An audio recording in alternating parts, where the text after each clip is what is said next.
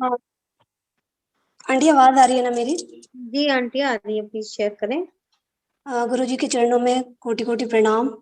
और सभी बच्चों को जिनके रिजल्ट आए हैं, उन सबको बहुत बहुत कॉन्ग्रेचुलेशंस। गुरु जी सब पे अपनी कृपा यूं ही बनाए रखें। संगत जी, ये जो विषय आज गुरु जी मेरे से बुलवाने वाले हैं, ये बहुत ही संवेदनशील विषय है। और ये जो भाव आया था तो मैंने सत्संग शेयर नहीं किया। और बाद में एक आंटी का ही मेरे पास फोन आता है कि गुरु जी उनको कहते हैं कि आप इनसे बात करो और इनके पास आपकी प्रॉब्लम का सॉल्यूशन है। और वो इसी सत्संग से जुड़ा हुआ था। और बाद में मैंने उन आंटी को यही सत्संग सुनाया। तो आज गुरुजी ने अल्टीमेटली मुझे ये सत्संग सुनाने का हुक्म दिया है। पर संगत जी, मैं मेरा इंटेंशन किसी को भी हर्ट करना नहीं है, किसी को मैं नहीं जानती। तो बस ये सत्संग गुरुजी बुलवा रहे हैं। तो संगत जी, इस जूम प्लेटफॉर्म पर पढ़ के ही बताऊंगी, क्योंकि बहुत ज्यादा ज्ञानी तो हूं नहीं मैं। संगत जी, इस जूम प्लेटफॉर्म पर मालिक ने मुझे 4 से 5 बार अरदास सेवा बख्शी है। और ये सत्संग भी एक अरदास से ही जुड़ी है। 2 बार अरदास सेवा करने के बाद जब तीसरी बार मुझे अरदास सेवा मिलती है, तो मैं सोचने लगती हूँ कि मैं सर्बत के भले की अरदास में क्या क्या बोलूंगी। फिर मैं सोचती हूँ कि मैं बोलूंगी कि गुरुजी, आप जिनकी शादियां नहीं हो रही उनकी शादियां कराओ, सबके जोड़े बनवाओ। ये सोचते हुए मैं गुरुजी से कहती हूँ कि गुरुजी, लोगों की शादियां कराना तो इतना नेक काम है, तो फिर आप लोगों की शादियां क्यों नहीं करवाते? आप ये भी अब ये भी क्या मुझे अरदास में बोलना पड़ेगा?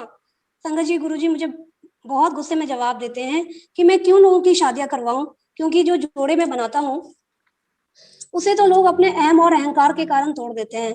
मैं चुप और स्तब्ध रह जाती हूँ। संगत जी, ये कितने सोचने वाली बात है कि शादी कभी हमारे अगल बगल आस पड़ोस में रहने वाले लोगों के साथ क्यों नहीं हो जाती? क्यों लड़की के लिए लड़का और लड़के के लिए लड़की ढूंढने में माँ बाप के जूते गिर जाते हैं? किस तरह एक दिल्ली में रहने वाली लड़की का रिश्ता इंदौर में रहने वाले लड़के से हो जाता है?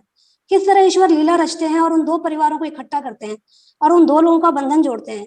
वो बंधन जो जाने कितने जन्मों से चला आ रहा है। इस बंधन को जिसे स्वयं ईश्वर ने जोड़ा है, उसे हम एक पल में अप्राकृतिक रूप से डाइवोर्स देकर तोड़ देते हैं। शादी के बंधन को डाइवोर्स देकर तोड़ना बिल्कुल वैसा ही पाप है जैसे माँ के गर्भ में पल रहे बच्चे को पैदा होने से पहले ही अप्राकृतिक रूप से मार देना। संगत जी, एक जमाना था, हमारे माँ बाप का जमाना, जब ना देखा दिखाई होती थी और ना ज्यादा तामझाम। जो रिश्ता मिला उसी से शादी हो जाती थी। काले की गोरे से, मोटे की पतले से, नाटे की लंबे से। फिर भी वो रिश्ते कितने सफल रहते थे। तब कोई डाइवोर्स का नाम भी जानता था? आज देखा दिखाई भी होती है, मिलना जुलना भी होता है, प्री वेडिंग शूट भी होते हैं, शादी में खर्चे का कोई और अंत भी नहीं होता। फिर भी रिश्ते टिक नहीं पाते। ये सोचने का विषय है हम सबके लिए कि क्यों डाइवोर्स हो रहे हैं। क्योंकि इस रिश्ते में एक दूसरे के प्रति विश्वास नहीं है, एक दूसरे के प्रति दिल में सम्मान नहीं है, एक दूसरे के प्रति एक्सेप्टेंस नहीं है, हमारे अंदर सहनशीलता नहीं है। संगत जी, क्या कभी हमने सोचा कि अगर हम शादी के रिश्ते को डाइवोर्स देकर ना तोड़े तो क्या पता ईश्वर ने बुढ़ापे तक हमारा एक साथ रहना लिखा हो। अगर माँ के गर्भ में पल रहे बच्चे को गर्भ में ही अप्राकृतिक रूप से ना मारा गया होता, तो क्या आपको पता है कि उसकी आयु कितनी लंबी हो सकती थी? आप ही बताइए, ऐसा करके क्या हम ईश्वर के काम में दखल अंदाजी नहीं कर रहे? आज कौन ये नहीं मानता कि जो कोविड बीमारी आई, जिसमें अनगिनत लोगों की जान चली गई, ये ईश्वर का ही प्रकोप था, उन्हीं का हम पर क्रोध था। इसलिए ईश्वर ने सारी सृष्टि को ही पॉज कर दिया। संगत जी, मैंने कई संगतों को यूट्यूब पर ये कहते हुए सुना है कि हम बहुत समय से डाइवोर्स चाह रहे थे और गुरुजी के जुड़ते ही गुरुजी ने हमारा डाइवोर्स करा दिया। संगत जी, क्या आपको लगता है कि जिस रिश्ते को गुरुजी ने बनाया है उसे गुरुजी खुद तोड़ देंगे? मैं खुद एक जीता जागता उदाहरण हूँ इस सत्संग का। मैंने आपको अपने पिछले सत्संग में बताया कि बड़े मंदिर जाकर मैं गुरुजी के स्वरूप को देखकर रोने लगी और गुरुजी से अरदास की कि गुरुजी, मेरे अंकल से मिला दो, मेरा जीवन सुखी बना दो। अगर उस दिन मैंने गुरुजी से ये बोला होता कि गुरुजी, मुझे इस इंसान से निजात दिला दो, मेरा डाइवोर्स करा दो, तो क्या गुरुजी मेरी बात नहीं मानते? गुरुजी हमारी हर बात मानते हैं, पर हमें ही मांगना नहीं आता और कई बार हम उनसे अपना ही बुरा मांग लेते हैं। इसलिए तो गुरुजी कहते हैं कि मंगो नहीं मन्नो।